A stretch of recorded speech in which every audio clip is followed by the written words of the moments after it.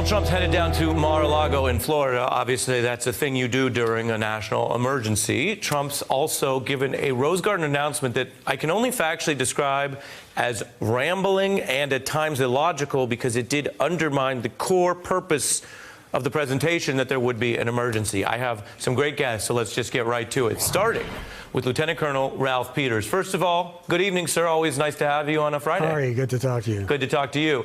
Is this, as a national security matter, apart from what people think about immigration, does it look like a national security emergency to you?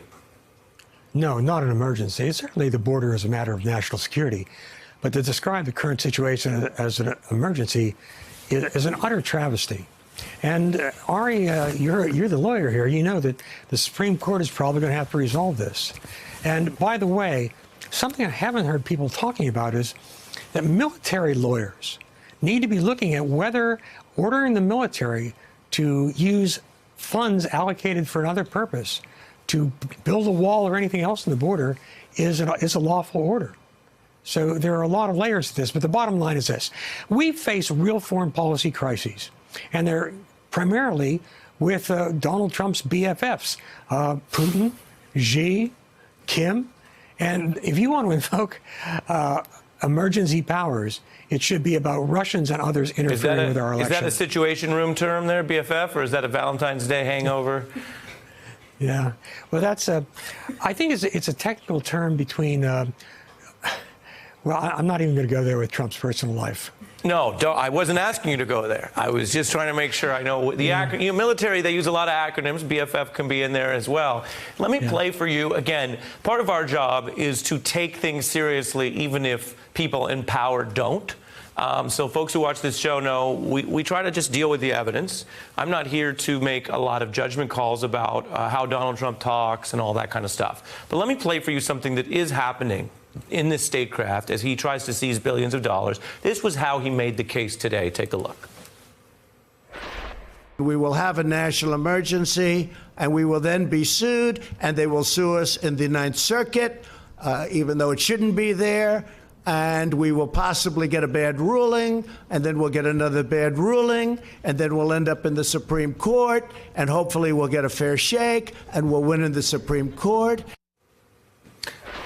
What does that say to you, trying to take it seriously over whether he understands and upholds the obligations of his office, given how serious this is, how many people's lives it affects, the constitutional dimensions, people at the border, the military, as you mentioned, as he does it in what some critics are calling a kind of a really blasé nursery rhyme?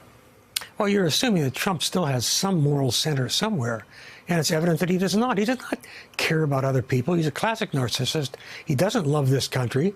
And he's right that it's going to end up in the Supreme Court, I think. And then we shall see the quality of the recently appointed justices. Because this is so fundamental to our Constitution. It could not be more so. The Founding Fathers weren't stupid.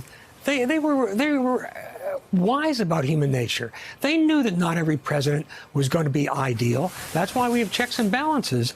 Unfortunately, neither they nor the legislators 200 years later who passed the National Emergency Act could imagine someone like Trump becoming president. Well, let me press you on that, because you're getting now to the heart of it, which is, what do the guardrails do in our system? You know, you go to law school or you go to the military training that you do, you're taught a kind of a reverence of the Constitution of the Founding Fathers. I always say they did amazing things for their time, and they were also wrong about all sorts of things. If you have a 3/5 compromise, you're 100% wrong about one of the most fundamental things. And yet, in the system of government, they said, well, the Congress will check the executive. Ambition will check ambition. And anyone who's been in any office politics fight in their life is familiar with that people will represent their own ends. They tried to turn that to good. And you just referred to that, sir. And I want to play for you some of the Republicans who, up until this press conference today, were saying, well, we'll step up to this. Take a look.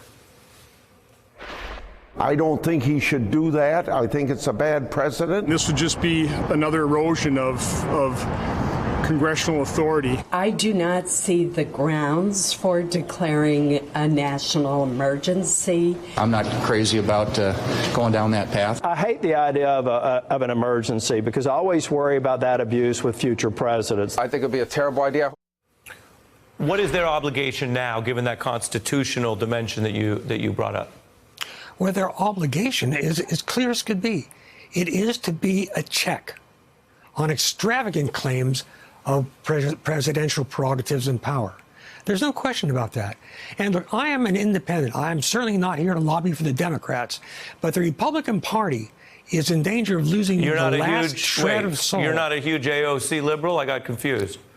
Well, AOC is Trump's best friend, well, except perhaps for Congressman all Omar. I mean is, I don't think anyone who's watched your commentary is confused. You come to this from your background and you're disturbed by it, but not as a Green New Deal super lefty, as far as we know. No, sir. I'm concerned because as a military officer, I took an oath to the Constitution of the United States, the most important document, in my view, in the history of politics and human government.